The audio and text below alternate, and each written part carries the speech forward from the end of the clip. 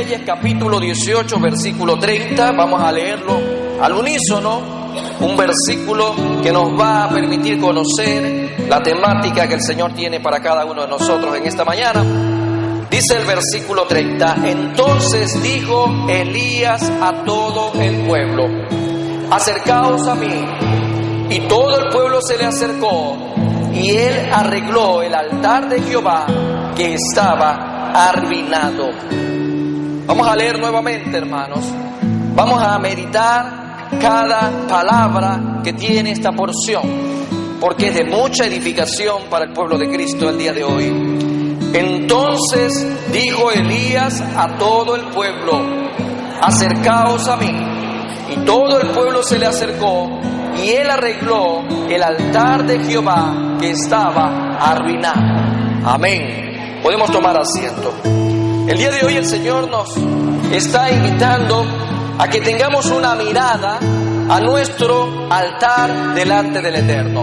Una mirada, pero no cualquier mirada, una mirada objetiva, profunda, una mirada sin sesgo, una mirada muy sincera a nuestro altar delante del eterno y soberano Dios. Y hoy el Señor ya nos permite llegar a Primera de Reyes, y vamos a hablar, previo a la introducción, una pequeña síntesis de este hermoso libro. Al igual que los libros de Samuel, los dos libros de Reyes eran un solo libro en la Biblia hebrea. El título original es Melahim, que significa Reyes. La Septuaginta estableció una división artificial del libro que partió en dos la historia de Ocosías. También llamó los libros de Samuel primero y segundo de los reinos, y a los libros de los reyes le puso tercero y cuarto de los reinos. Esta partición de los libros pudo deberse a que el texto griego requería más espacio en los rollos que el hebreo. La primera mitad de Primera de Reyes expone la vida de Salomón.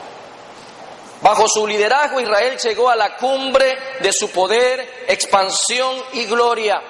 Los grandes logros de Salomón, incluida la construcción del templo en Jerusalén, trajeron fama, respeto en todo el mundo para este reino conocido. Realmente fueron los años dorados de Israel. Una síntesis que compartimos del libro que vamos a utilizar en esta mañana. En el contexto de la lectura bíblica, encontramos que el pueblo de Israel se había apartado del Dios Todopoderoso. Recordemos que después de la muerte del rey Salomón, Israel se divide en dos reinos, el del norte y el del sur.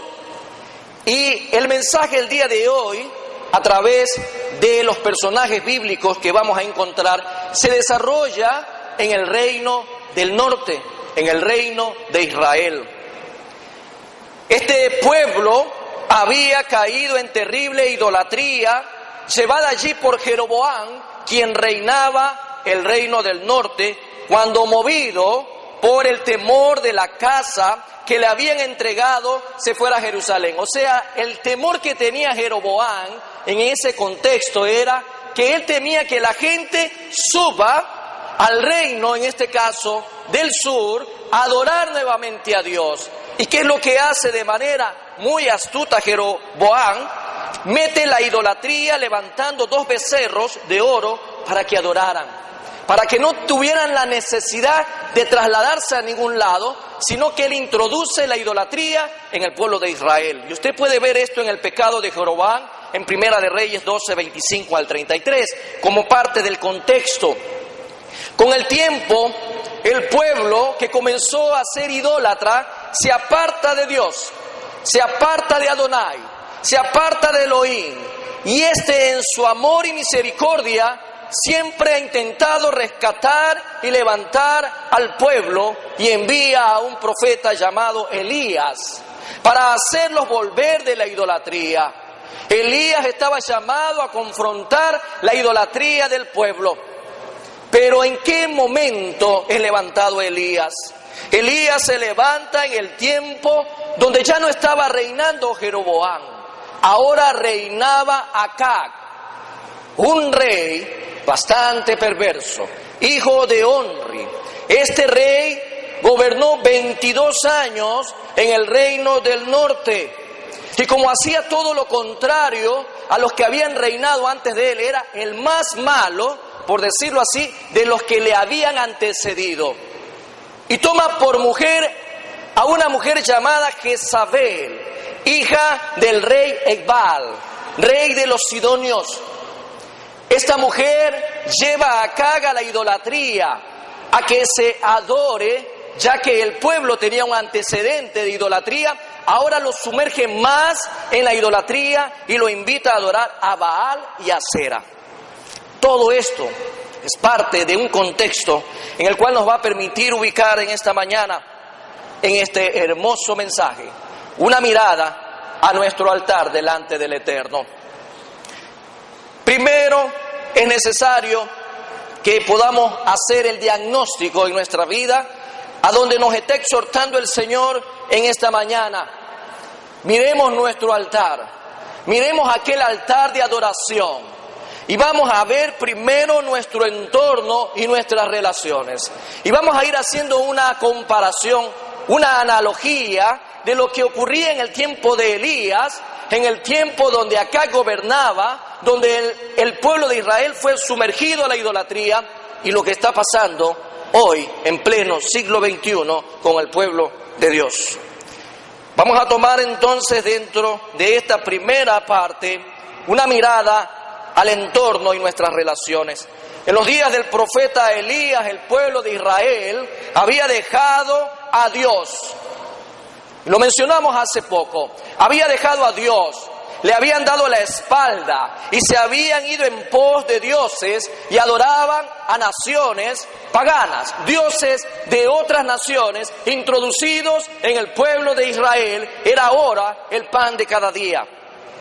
Lo triste es que este pueblo, como la iglesia de Cristo hoy en día, conociendo la verdad, conociendo lo que Dios había hecho en sus vidas, todo lo que se había enseñado a través de la palabra, de las escrituras en aquel momento, lo experimentado del amor de Dios en sus vidas, y el pueblo se había alejado de Dios. Más o menos tomando las palabras de Jeremías en el capítulo 2, versículo 13, pudiéramos decir lo siguiente: porque dos males ha hecho mi pueblo. Me dejaron a mí, fuente de agua viva, y cavaron para sí cisternas rotas que no retienen agua. El pueblo, conociendo a Dios, lo dejó. Este pueblo había dejado al verdadero y único Dios, al que les había sacado de la esclavitud, a quien les permitió cruzar el Mar Rojo, aquel que les dio una tierra que fluía leche y miel, aquel que había destruido a todos sus enemigos, aquel Dios que les había dado la tierra de Canaán, llenándolos de bendiciones, lo habían abandonado.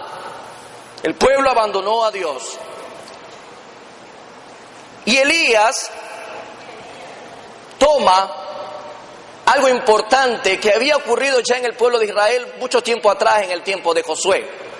Josué 24:15 nos permite ver también la postura que va a tomar Elías.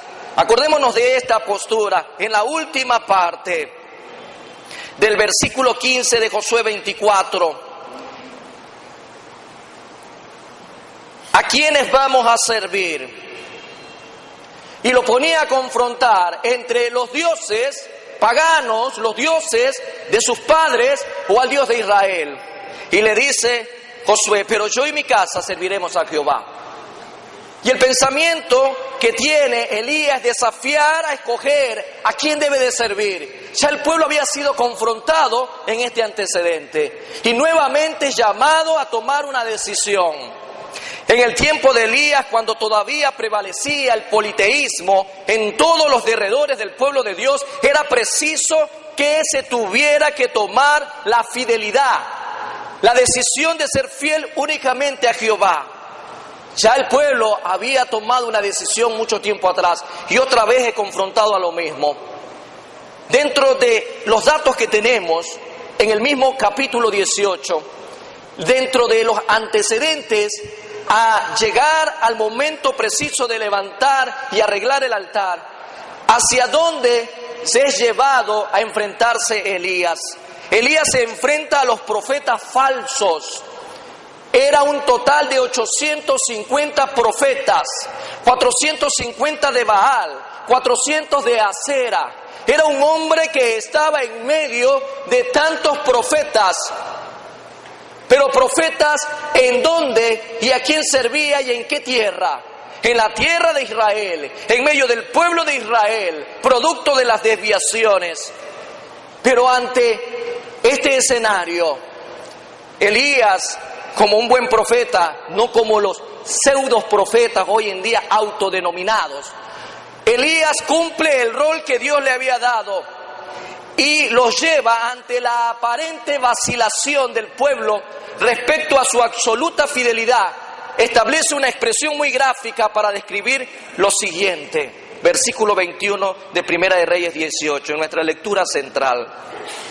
Dice este versículo: y acercándose Elías a todo el pueblo dijo, usted vaya subrayando ahí, ¿a qué pueblo le dice? Al pueblo de Israel. Le dice lo siguiente: ¿hasta cuándo claudicaréis vosotros entre dos pensamientos? Si Jehová es Dios, seguidle, y si Baal, id en pos de él. Y el pueblo no respondió palabra. El pueblo se quedó mudo. Cuando el pueblo es confrontado con su pecado, muchas veces se queda estático, no sabe qué decir, porque está en pleno conocimiento de que ha desobedecido la palabra de Dios. Les dice: ¿hasta cuándo vacilaréis entre dos opiniones? ¿Hasta cuándo, pueblo? Elías hace un acto digno de un siervo de Dios, quien está llamado a confrontar al pueblo con su pecado. Dice: confrontar a todo un pueblo que estaba sumido en la idolatría. En otras palabras, Elías le dice: ¿hasta cuándo saltarán ustedes de un lado a otro? En muchas versiones, esta palabra que hemos tomado del versículo 21, claudicaréis, tiene diferentes enfoques de acuerdo a la traducción que usted tenga. Por eso, al irnos al idioma original, encontramos la palabra vacilar o claudicar, es pasak, que se traduce brincar, saltar, danzar. Pasak, raíz primaria, brincar. Figurativamente, saltar encima o librar. Por vacilar, también literalmente, cojera, danzar, andar, claudicar, pasar, quedar cojo, saltar. ¿Qué quiere decir todo esto? En este punto podemos llegar a realizar una analogía entre lo sucedido de aquella época con el pueblo de Dios y, a pesar de los siglos transcurridos, encontrar una enseñanza tan fresca. Mirar a la iglesia en muchos lugares del mundo en donde se mueve el mismo espíritu y hacen pasak, brincar, saltan, danza, pero no hay intimidad ni adoración con Dios. En otras palabras, en aquella época el pueblo estaba cojo, el pueblo estaba saltando de un lado para otro, brincaba, saltaba un día a Acera y Baal, otro día con Dios, un día con Acera, otro día con Dios, un día en el mundo, otro día en la iglesia. ¿Cuántas iglesias conocemos hoy en día donde se ven todos los espectáculos que hay al orden del día? Danza, hay brincos, hay bailes, hay incluso ahora espectáculos en el altar, donde el centro del show es el showman, el pastor. En esa época estaba ocurriendo el mismo desenfreno que hoy en día vemos. Pero entendiéndose algo importante, que el Señor no quiere que su iglesia ande brincando de aquí para allá, saltando de aquí para allá. El Señor no viene por una iglesia coja, el Señor viene por una iglesia fortalecida. La iglesia que vive delante del eterno y soberano Dios es vertical. Dicho de otras maneras, tal vez hoy en día hay muchos cristianos que están cojeando en su vida espiritual. La Reina Valera correctamente traduce el hebreo literal en esta nota de pie así: ¿por cuánto tiempo danzaréis cojeando sobre dos muletas? Una paráfrasis sería: ¿por cuánto tiempo seguiréis cojeando entre los dos puntos del empalme del camino? Sea la versión que usted escoja, el significado va a ser claro. Sea la versión que cojamos, Elías les está confrontando a tomar una decisión. Dice Elías: solo he quedado como profeta de Jehová. Solo yo he quedado como profeta. A veces en medio de una congregación, a veces en medio de una denominación, al ver tanta desfase y desviación bíblica, alguien tiene que levantarse y presentarse tal vez como el último que queda en obedecer la palabra. Yo he quedado como profeta de Jehová, pero los profetas de Baal son más. Hay 450 hombres. Versículo 22 dice: y Elías volvió a decir al pueblo: solo yo he quedado profeta de Jehová. Más de los profetas de Baal hay 450 hombres. Y es un poco extraño que Elías diga esto, ya que si usted es un buen lector de la Biblia y ya ha leído en algún momento Primera de Reyes, en su contexto encontramos un nombre de un hombre llamado Abdías. Y Abdías era el mayordomo del rey Acab, de ese rey perverso, de ese rey idólatra, de ese rey malo. Pero Abdías era grandemente temeroso de Jehová. El mayordomo era temeroso. En el tiempo donde Jezabel, la reina, la esposa de Acab, había enviado a destruir a todos los hijos de Dios, a los profetas, a los siervos. ¿Qué hacía Abdías? Ayudaba a sobrevivir a estos hombres. Había informado respecto a 100 profetas de Jehová. En el contexto de los versículos anteriores, encontramos de que el versículo 13 manifiesta un encuentro entre Abdías y Elías, y le dice lo que él había hecho. A 100 profetas yo escondí de 50 en 50 en las cuevas. Es posible entonces que Elías, cuando leemos el versículo 22, haya dicho esto para proteger a Abdías. Pero algunos teólogos encuentran una postura media ambigua en este sentido. O en su defecto podría estar simplemente expresando su dependencia en Jehová, porque los otros estaban bien escondidos y Elías era el único que estaba confrontando al pueblo con su pecado. ¿Cuántos siervos de Dios están escondidos hoy en día en cuevas, temerosos ante una sociedad que los pueda señalar o marginar por su verticalidad en la adoración a Dios? ¿Cuánta gente se queda escondida en cuevas llamadas templos? ¿Cuánta gente de Dios se queda escondida en su casa? Pero Elías dice: yo soy hombre de calle, yo voy a predicar la palabra, yo le voy a decir al mundo entero que no pueden claudicar entre dos dioses. Todo esto nos lleva a ponernos hoy frente a nuestro altar. Y solo estamos mirando el contexto. Solo estamos mirando alrededor inicialmente, porque según el pasaje y su contexto inmediato, parece que los 400 hombres de acera, porque esos eran otros, no aparecieron. Solo le aparecen los 450. Pero Elías estaba bien firme, como cuando David se paró delante de Goliat y no tenía temor. Pero ¿qué ocurre? ¿Cuál era la necesidad de llevar a confrontar todo esto? Y usted va a ir viendo algo importante. El gran espectáculo que se iba a celebrar en el reto que había hecho Elías, se iba a dar a 70 metros de altura para que todos pudieran verlo. El monte Carmelo estaba rodeado de una gran llanura. Y se dice que este monte estaba ubicado en el punto de un antiguo centro de adoración. Estaba en el lugar más estratégico. Dios había iluminado a Elías para que esto se dé en el lugar donde todos estaban poniendo sus ojos para ver la adoración que se iba a dar. Ahora, el propósito fundamental en este punto no era que se supiese cuál de los dioses era el más grande. No era ese el propósito, sino cuál era el único y verdadero Dios para Israel. Recordemos que todo esto se da en Israel, todo esto se da en la gente que conocía al Dios verdadero de Israel. Pero también había venido una generación desviada y la confusión estaba en que adoraban a Dios eterno, Elohim, Yahweh, y adoraban a Baal y a Asera. El pecado no era rechazar a Jehová, sino combinarlo o mezclarlo con adoración a Baal. El pueblo vacilaba, cojeaba, no tenía firmeza, era un pueblo anémico, era un pueblo sin fundamento, era un pueblo que no tenía convicción de la palabra.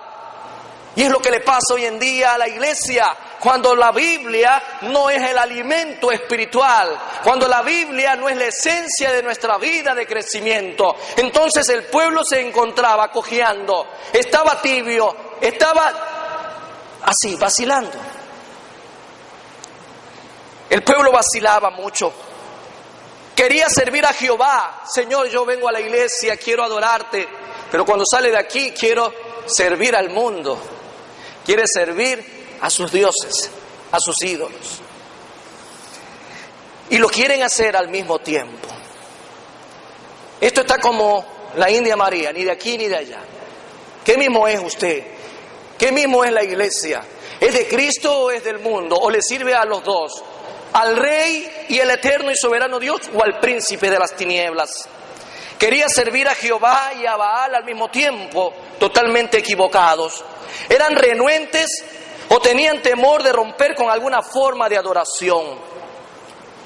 Muchos nos dicen hoy, y tómelo con pinza, hermanos, muchos nos dicen hoy que debemos de tener una mente abierta, que no debemos de ser tan cerrados, que no nos debemos nosotros de privar realmente de otras prácticas para adorar a Dios. ¿Cuál es la polémica en estos momentos en Europa? Un libro que anda por ahí ya circulando en las librerías cristianas. Un Jesús gay nos podrá salvar. Ese es hoy en día el ojo del huracán entre posturas de teólogos e iglesias cristianas. Hoy en día se dice que es necesario que también se abra la flexibilidad para que los pastores se casen entre hombres, para que los pastores casen a personas del mismo sexo. Hoy en día se dice que ya nos podemos acercar a la gran ramera. Hoy en día nos dicen que todos somos hijos de Dios. Hoy en día usted tiene que ser flexible. Si encuentra un sectario, es su hermano en Cristo. Esa es la flexibilidad a la cual en aquel entonces también el pueblo había sido llevado. No debemos ser estrechos en nuestra manera de pensar, es lo que creen algunos hoy en día. El ecumenismo ha desarrollado hoy en día un alcance tremendo y la iglesia ya no hace diferencia entre lo que es servir a Jehová y lo que es ir en tras de los dioses ajenos. La verdad que es una sola. Y cuando tú y yo la dividimos o la mezclamos con una mentira, ya deja de ser verdad. Así de sencillo. La verdad es absoluta, no debe ser sesgada ni tampoco mezclada. En las cosas de Dios no hay lugar para combinaciones. Ser indecisos o ser neutrales en las cosas espirituales es algo que no le agrada a Dios. Es una demostración, dicho con las palabras de nuestro Señor, hipocresía. Mateo 6:24, como referencia se los dejo. Ninguno puede servir a dos señores. No hay tal cosa. No se engañe de creer que podemos servir al mundo y podemos servir a Dios al mismo tiempo. Decidámonos, porque o aborrecerá al uno y amará al otro, o estimará al uno y menospreciará al otro. Pero no podéis servir a Dios y a las riquezas. David lo dice de esta manera. En el Salmo 119, versículo 113, primera parte, dice: aborrezco a los hombres hipócritas. Por eso no podemos nosotros estar entre combinaciones. En un análisis bíblico podemos notar que Dios había hecho por este pueblo todo lo necesario. Todo lo necesario lo había hecho Dios. todo estuvo pendiente al decir que edificó una torre. Isaías nos muestra a nosotros el anhelo que tenía Dios por este pueblo. Isaías 5:2 nos dice lo siguiente: la había cercado y despedregado y plantado de vides escogidas. Había edificado en medio de ella una torre y hecho también en ella un lagar. Y esperaba que diese uvas y dio uvas silvestres.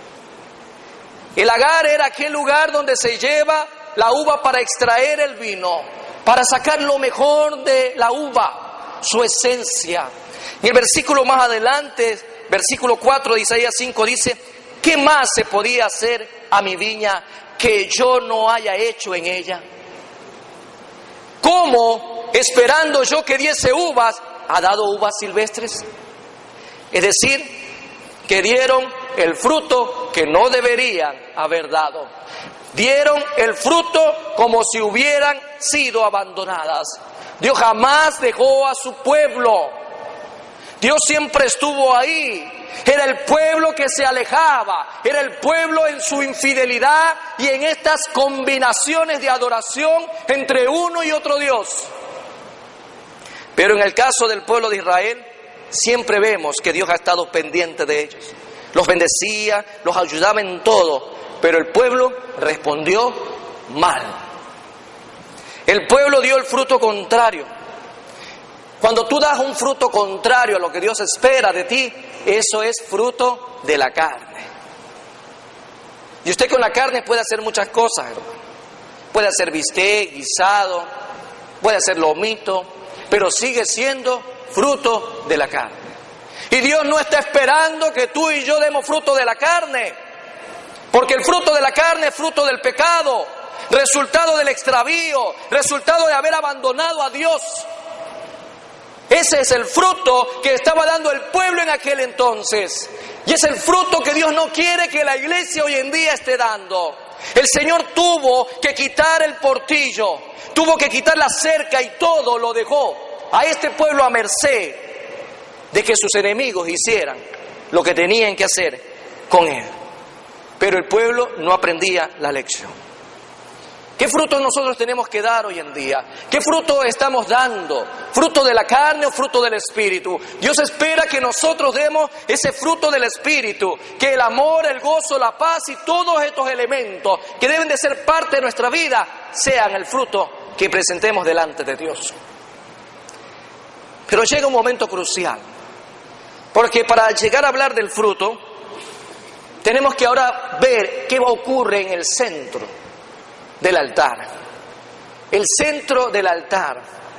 Miremos delante de este altar nuestra adoración. Versículo 30 y 31 de Primera de Reyes 18. Entonces dijo Elías a todo el pueblo, como que le estuviera diciendo hoy a nuestra iglesia: acercaos a mí. Y todo el pueblo se le acercó. Y él arregló el altar de Jehová que estaba arruinado.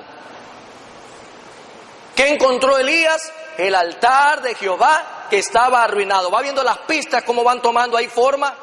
El fruto que había dado el pueblo era fruto de la carne, desviaciones, un pueblo que se había descarriado, un pueblo que estaba dando un fruto contrario al fruto que tenía que haber dado.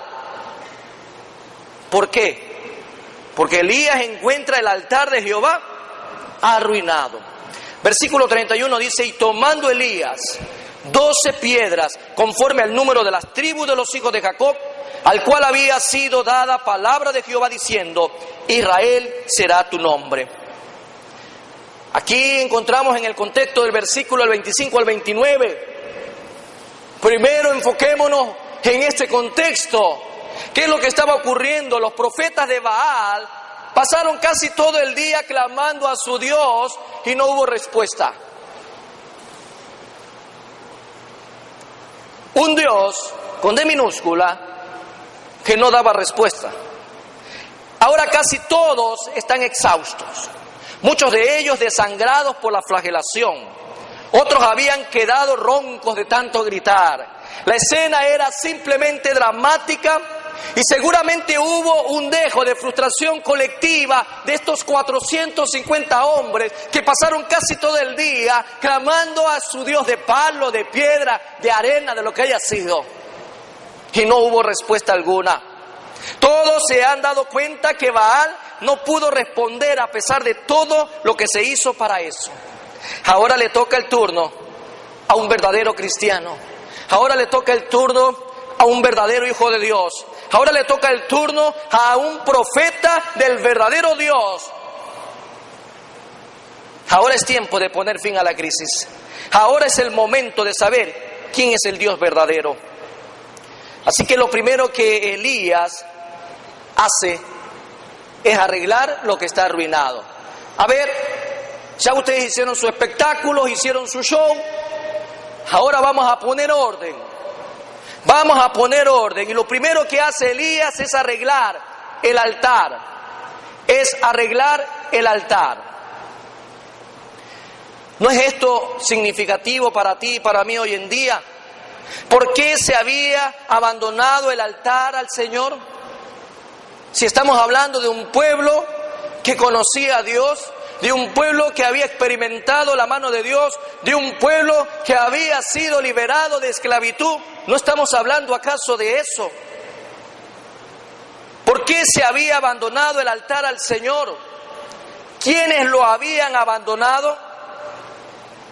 Antes que Dios responda, antes que Dios diga algo, era necesario que se arregle el altar donde se iba a invocar su nombre.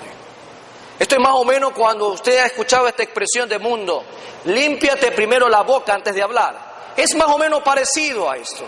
Había que arreglar primero el altar antes de invocar el nombre de Dios. Un altar arruinado es símbolo de desidia e irresponsabilidad. Pero usted se puede preguntar en esta mañana: bueno, ¿y de qué altar me está hablando, pastor? ¿Que es mi casa, mi oficina, mi carro, mi baño? ¿Cuál es el altar del que está hablando usted hoy en día? Porque en ese entonces estaba hablando de un altar de piedras en ese contexto histórico. ¿Cuál es el altar hoy en día? ¿Dónde está el altar donde tú elevas adoración a Dios? ¿Cuál es ese altar? Porque tú puedes tener muy olorosa y muy arreglada tu casa. Puedes tener un cuarto de oración con todo, sí, incluso hasta con incienso si quieres poner aroma, fragancia y todo lo demás. Puede ser tan impecable que no hubiera ni siquiera bacterias por último ahí. Pero ese altar no se refiere al Señor. El Señor se refiere a tu vida, a ese altar que está en el centro de tu vida. Antes que Dios responda, es necesario que arreglemos el altar donde ocurre la adoración a Dios. Antes de invocar el nombre de Dios, debemos de arreglar nuestro altar. Un altar arruinado es símbolo de irresponsabilidad. Alguien que se dice cristiano y en su vida no hay adoración, no digo cántico, adoración, todo lo que en tu vida se hace, adore a Dios, entonces estamos hablando de una irresponsabilidad. Es no darle la importancia que tiene mi devoción al Señor. Y miren lo que hace Elías. Toma 12 piedras, porque el altar estaba destruido. Pensando en las tribus de Israel, en las 12 tribus, que fueron siempre testigos de la única adoración a Dios. Siempre es el mensaje de las 12 tribus de Israel. Ahora en el sencillo culto que él iba a ofrecer, el profeta de Dios iba a ofrecer un sencillo culto. ¿Cuál era la primera acción que podemos ver? El altar tiene que ser reparado. Si nuestra vida es una vida de culto, de olor fragante, diario, culto racional a Dios, ¿cómo tiene que estar nuestro altar? Reparado. ¿Reparado de qué, mi querido hermano? Si el pecado entró, si la idolatría entró, si la mentira ha entrado, si el egoísmo ha entrado, si ha entrado todo lo que Dios aborrece en tu vida, si tu vida está fragmentada entre la adoración de Dios aquí en la iglesia y el mundo allá afuera, pues entonces, mi querido hermano, tu altar está así de arruinado como en el tiempo de Israel. Necesitamos tomar la primera acción en este día. Y así como Israel, la iglesia de Cristo debe de arreglar el altar para invocar al único y verdadero Dios. No hay otra manera. El que Elías haya tenido que reparar el altar indica en el Monte Carmelo algo importante. Ahí era el centro de la adoración. El pueblo sabía que ahí era el centro de atención cuando se trata de adorar. ¿Dónde está el centro de adoración en este momento? Tal vez ni siquiera sabías que había un centro de adoración en tu vida. Tal vez ni te habías enterado que tu altar estaba por los pisos. Tal vez ni siquiera habías tomado la iniciativa de involucrarte un poco más en adoración. Pero hoy, en esta mañana, el Señor nos exhorta con palabras de amor a cada uno de nosotros a revisar cómo está nuestro altar. La persecución en aquella época, como en el día de hoy, liderada por Jezabel, era destruir a todo aquel que adorara a Dios y también destruir a todo centro de adoración. Por eso el altar estaba arruinado. El enemigo va a venir detrás de ti, pero lo primero que va a destruir es el centro de tu adoración. Lo primero que va a venir a destruir Satanás es el altar que fue levantado un día con Cristo Jesús, pero lo hemos descuidado. Cuando permitimos que el enemigo entre, tenemos problemas. Al mirar de manera simbólica esta escena, el altar arruinado nos habla del descarrío.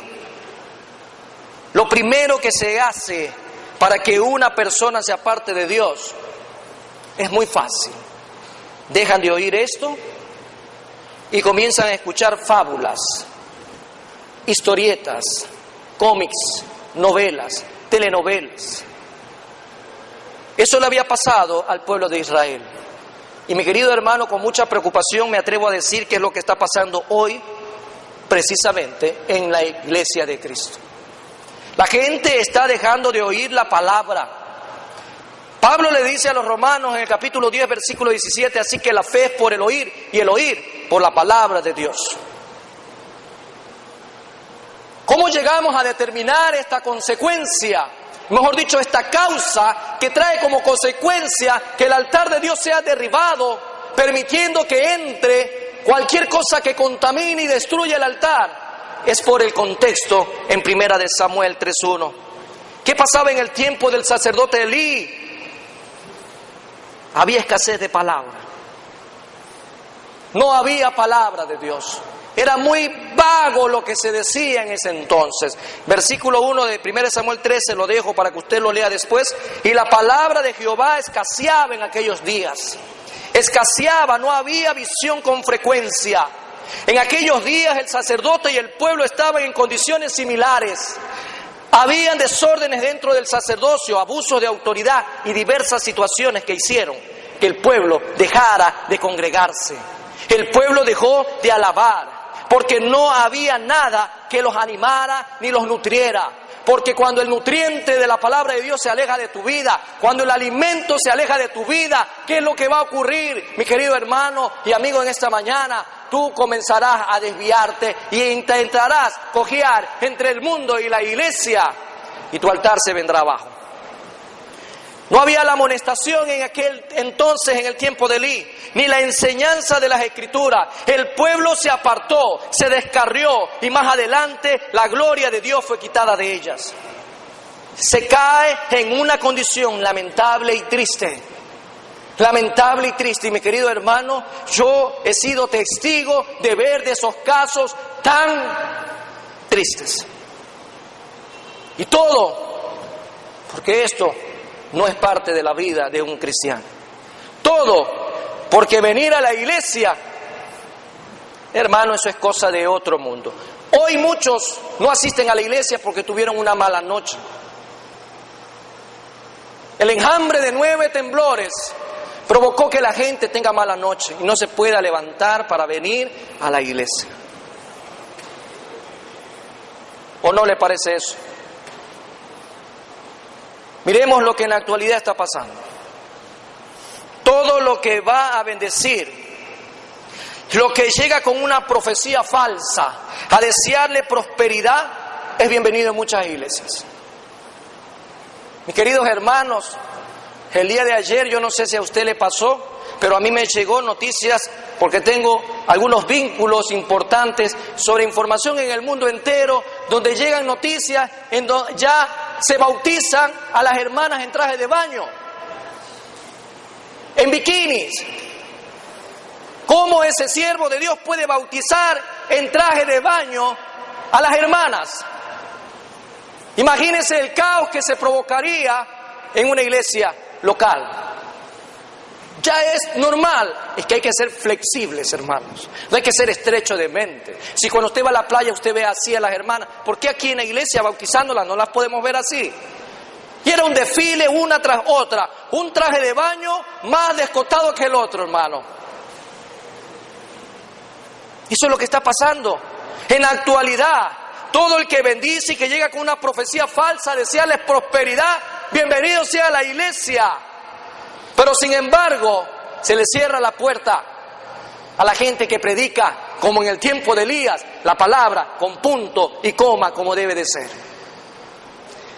Por eso, mis queridos hermanos, es tiempo donde la iglesia de Cristo tiene que levantarse a orar y a clamar, porque los tiempos que vivimos son tiempos realmente como lo describe la palabra. A lo bueno le llaman malo, a lo malo le llaman bueno. Ya sabe cómo va a terminar todo eso. Elías le dice al pueblo, en Primera de Reyes 18:24, en la segunda parte le dice, y el Dios que respondiese por medio de fuego, ese sea Dios. Y mire lo que dice el pueblo, y todo el pueblo respondió diciendo, bien dicho, cualquiera de los dos que gane, vamos a estar bien, porque adoraban a los dos. Aquí está llamando al pueblo al arrepentimiento, a la restauración personal, a la restauración nacional. La iglesia de Cristo se sigue fragmentando. La iglesia de Cristo está fragmentando, se está debilitando porque la palabra de Dios ha desaparecido de las iglesias.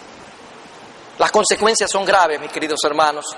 Cuando hay un llamado así, cuando Dios te llama al arrepentimiento, es una invitación a aquellos que han conocido a Dios. Es una invitación donde Dios está llamando nuevamente a la comunión, a volverse a la santidad, a vivir una vida consagrada y sobre todo a depender nuevamente del Dios vivo y verdadero. El apóstol Pablo le dice a la iglesia de los Gálatas, en el versículo 7 y 9 de Gálatas 5, lo siguiente: vosotros corríais bien. ¿Quién os otorgó para no obedecer a la verdad? ¿Quién fue? Esta persuasión no procede de aquel que os llama. Un poco de levadura leuda toda la masa. Por un instante les recuerda aquellos días en el Señor cuando servir a Dios no era una carga. Hoy en día ya es una carga servir a Dios. En aquel entonces Pablo les hace ver esos instantes de sus primeros días en el Señor. Servir a Dios no era una carga, sino una alegría. El estar en comunión era un deleite. El estar en la casa de Dios era una poderosa bendición. Mucha gente dice hoy en día, pastor, pero es que yo necesito darle tiempo de calidad a mi familia. Yo no voy el domingo porque a veces quiero estar el tiempo con mi familia. Vaya a verlo. Discúlpeme la vulgaridad que voy a decir, bien echado en la cama, durmiendo y los hijos por ahí. Tiempo de familia y tal vez bien acostado viendo televisión y los hijos por ahí. Simplemente, mis queridos hermanos, cuando el altar de adoración en tu vida está derribado, no hay interés de leer la Biblia, no hay interés de alabar a Dios, no hay interés de congregarse, porque todo es más importante antes que buscar al Dios vivo y verdadero. Pablo les está diciendo de esa manera, todo esto antes era de bendición. La gente hacía lo que sea por llegar a la casa de Dios, llueva, trueno, relampaguee. Porque cristianos no de azúcar, gracias a Dios somos de carne y hueso y tenemos sangre. Y el Señor nos ha dado capacidad para evitar mojarnos, pero llegar a la casa de Dios. El día viernes, a propósito para los matrimonios que sirvieron de esa noche de bendición, era 7:20 de la noche y comenzó a llover en nuestra terraza. Ustedes conocen nuestra terraza, el que no la conoce puede hacer un tour al final del culto y conozca la terraza. Vaya con oxígeno. Y comenzó a llover y el agua se metía, hermanos. Y mientras yo repasaba la conferencia, decía: Señor, llévate esta lluvia para otro lado. Señor, llévatela para allá, para otro lado, que llueva más luego. Y seguía lloviendo más me mojaba. Pero no flaqueé.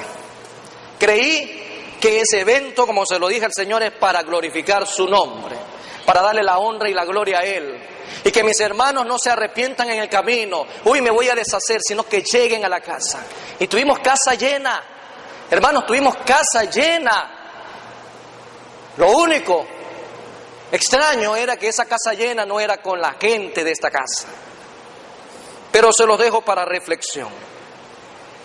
Todo lo que el Señor nos pide en esta mañana es hacernos esta simple pregunta: ¿cómo está tu altar espiritual? ¿Cómo está? ¿Cómo está tu altar en este día? El pueblo de Israel vivía en un contexto similar al de hoy que vive la iglesia. Buenos, malos presidentes, desviaciones por todos lados, la ambigüedad dentro de la iglesia, en ese entonces dentro del pueblo. Cosas difíciles también enfrentamos, fenómenos naturales también enfrentamos, tareas del día también se enfrentan.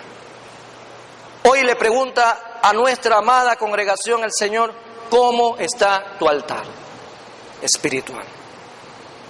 Su vida ya no es la misma, podemos hacernos un diagnóstico. Su vida ya no es la misma, no hay alabanza, no hay vida, no hay palabra de Dios, no hay el deseo de ganar a los perdidos. No hay deseo de ganar a los perdidos. Tal vez se nos pegó el mal de los 100 profetas escondidos en cuevas. Dios no quiere que te escondas entre estas 4 paredes. Dios quiere que el día de hoy tú salgas allá afuera y prediques la palabra. Hoy sembramos, hoy vamos a sembrar la palabra de Dios, porque no sembramos nada más que la palabra de Dios. Hoy la iglesia va a movilizarse, pero tal vez tú no sientas ese deseo. Ese es un indicador de cómo está tu altar. Tal vez está caído. Ya no hay el deseo de avanzar, no hay el deseo de estudiar la Biblia. Entonces hay que arreglar el altar, y eso quiere decir que el altar de tu vida está arruinado, producto de tus decisiones, no del pastor, no del diácono, no de tu esposa ni de tu esposo, sino de tus decisiones. Conociendo al Rey de Reyes y Señor de Señores, tomaste la decisión de brincar al mundo y estás viviendo como en el tiempo de Israel, cojeando, saltando, brincando de aquí para allá. El humillarse ya tal vez no es sencillo. Hemos perdido la esencia, si hemos perdido la vida, si hemos perdido el verdadero propósito. Hoy es el tiempo y es el momento preciso para levantarnos delante de Dios y hacer lo que hizo Elías: arreglar nuestro altar. ¿Cuántos quieren arreglar su altar en esta mañana? ¿Cuántos desean que su altar de adoración sea restaurado en esta mañana? Si con ese ánimo, hermano, yo me presento delante de Dios, el Señor me dice: reprobado. ¿Cuántos en esta mañana quisieran que su altar sea restaurado? Bueno, te voy a dar una buena noticia. Yo no puedo arreglarte tu altar, tú no puedes arreglar tu altar, pero hay alguien que sí lo puede hacer, y es Dios. Pero para eso necesitamos reconocer que nuestro altar está tirado por los pisos. Vamos a ponernos en pie en esta mañana. Vamos a pedirle al Señor. Y yo quiero darte la libertad en esta mañana, no quiero limitarte en lo que tú quieras hacer. Estamos casa adentro. y tienes la libertad en tu casa de moverte, arrodillarte, de sentarte, de llorar, de adorar a Dios. Es tu decisión. Lo que sí sabemos, mis queridos hermanos, que lo que pasó en esta madrugada cada vez evidencia más lo que es el hombre. Es microscópicamente, así como usted lo escucha, microscópicamente pequeñísimo, frágil, tan frágil que puede ser que tal vez no experimentemos otro temblor así, porque la vida del ser humano es como la neblina del día. Ponte a cuentas con Dios. Tú mejor que nadie delante de Dios sabes cómo estás.